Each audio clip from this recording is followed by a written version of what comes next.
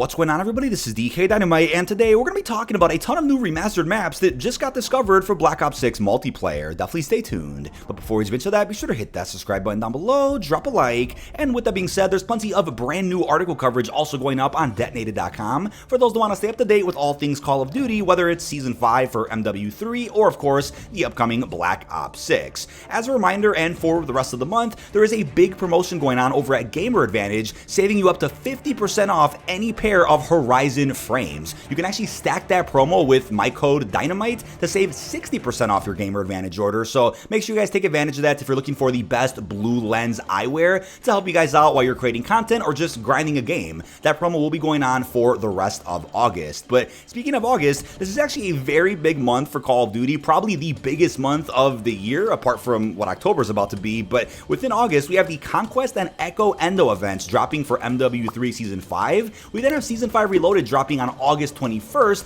which isn't that far away from now. We also have COD Next on August 28th. I'll be live in DC streaming here on the channel, and I'll be posting several videos. But then about 2 days after that, we have the multiplayer beta. It'll be the early access window for those that pre-ordered or for those that are subscribed to Xbox Game Pass. And then even after August is over, right, the second weekend of the beta ends like the second week of September. Once that's all over and done with, we have Season 6 starting for MW3 on what could be September 18th, unless there are a couple of delays. But the past few days alone have also been crazy, right? On Friday, I reported on the fact that Olympic athletes were able to play Black Ops 6 multiplayer a little bit early. I went ahead and broke down all the screenshots that various athletes did share over on Instagram. That's in a video linked down below. And then as of yesterday, the entire game, apart from campaign and zombies, thankfully, did leak out. We're talking maps, weapons, operators, gameplay. So much footage did surface, all of which has now been copyright strike off of Twitter or YouTube. But I made a safe video yesterday recapping everything that did end up leaking out. But something I'll also be breaking down in a separate video soon is the fact that gameplay did surface of sprays, emotes, the best play final kill cam.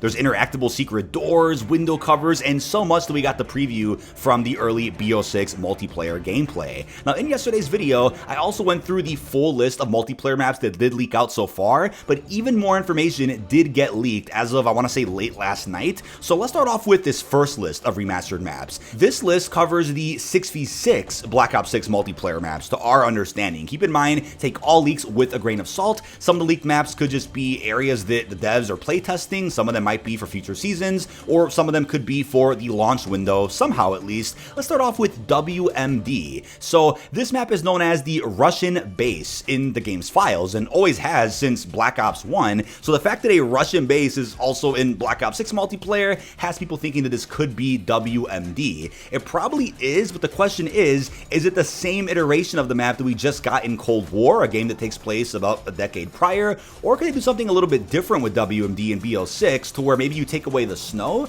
and it's a bit of a reimagining similar to Uplink from Black Ops 2, which is a remake of Summit, just without the winter aspect to it. Now, I absolutely loved grinding this map in Cold War. It was a year 2 update, so if you guys out there weren't aware this map was in Black Ops Cold War, it's probably because you maybe didn't play the game during its second year of support.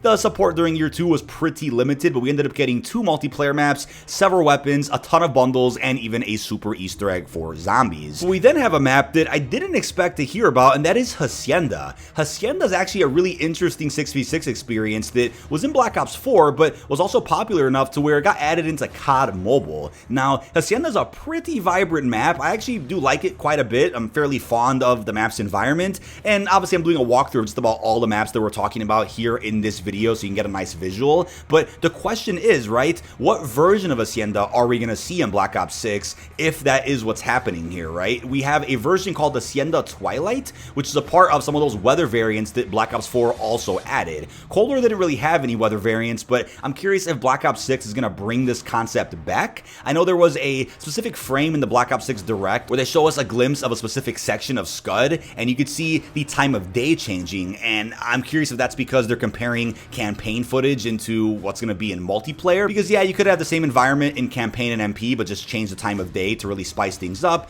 That could be what they're referencing, or maybe they're going to bring back weather variants here in Black Ops 6. I wouldn't be opposed to it. But I also love the fact that there's interactables around a lot of BO4 multiplayer maps, and that seems to be coming back within Black Ops 6. We then have what was leaked out to be Firing Range 2. Now, Firing Range is in about every Black Ops game apart from Cold War, and ironically, that map map actually leaked out for Cold War at some point in time, but never ended up releasing. So maybe at launch, similar to BO4, firing range is going to be available, but it's leaked out to be firing range 2. So could it be a reimagining of some sort, similar to Studio from Black Ops 2?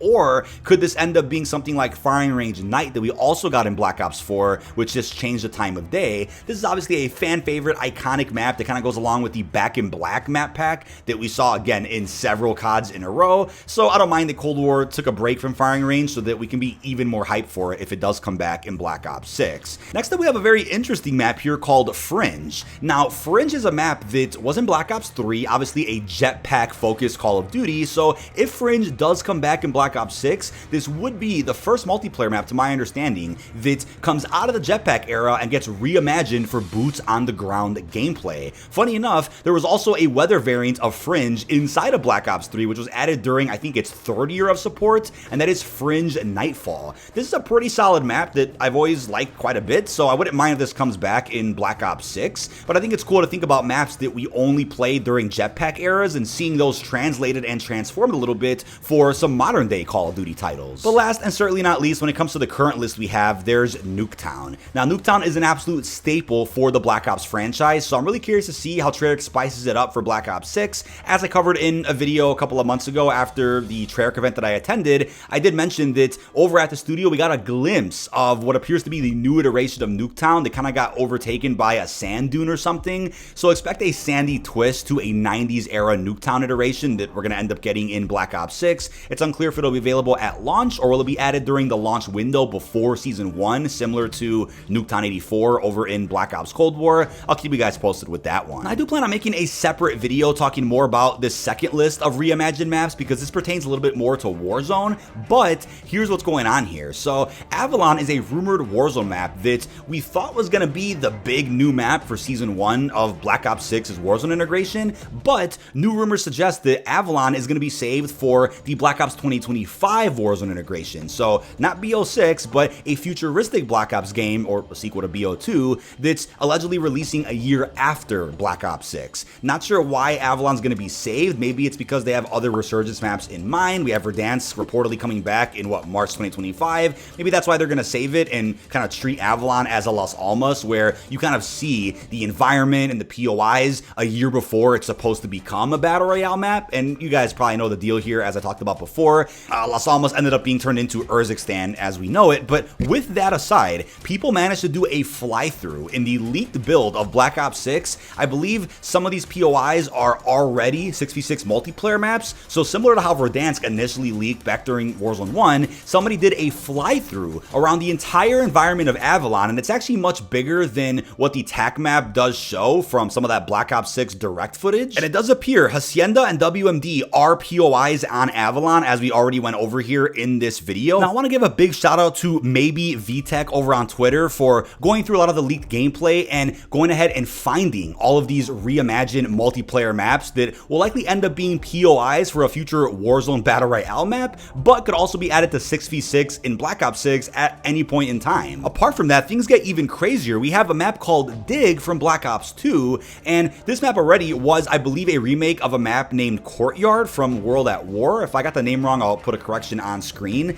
but apparently that area is going to be featured in Avalon, and I'm bringing this up in this video because what we could end up seeing over the course of 6 seasons is several POIs from the future Avalon Warzone map turned into traditional 6v6 maps for Black Ops 6 multiplayer. Some of these could also be maybe for Season 1, which we'll talk about in a separate video soon, but also a map from Black Ops 2 that you guys might have forgotten about is an area called Detour. This is also apparently featured on Avalon, and I think this has a very unique landscape. I mean, you're on a pretty destroyed bridge, and you can see a nice scenery of the downtown area of, I believe that's LA, and there's a lot of ways to traverse through this map. It's an absolute classic, but was released as DLC, similar to Dig. So if you guys didn't play BO2 back in the day, you probably don't remember this map, but we then have an area from Black Ops 1 that I was hopeful would get a remaster one day, and it actually might end up seeing that kind of treatment. This takes place on a golf course, and I think it's brilliant, as we'll talk about in a separate Warzone video later, that they're essentially combining a lot of unappreciated maps from some older Black Ops games and using them as POIs for a Warzone map. That's brilliant. I think it spices things up and gives us heavy Blackout vibes, right? Treyarch hasn't made a Battle Royale map since Blackout, so I'm really hopeful hopeful for what could end up being Avalon in the future. So yeah, Hazard's one of those maps that I think just didn't get enough love and never got remastered a single time, so this is great news. But last but not least, we have some areas from World at War. First off, a map called Outskirts. Now, Outskirts actually ended up getting remade in the form of Rupture for the 4th map pack of Black Ops 3, so I'll show some footage on screen of both the Outskirts World at War area and then the BO3 remake. There's some cool trailer footage.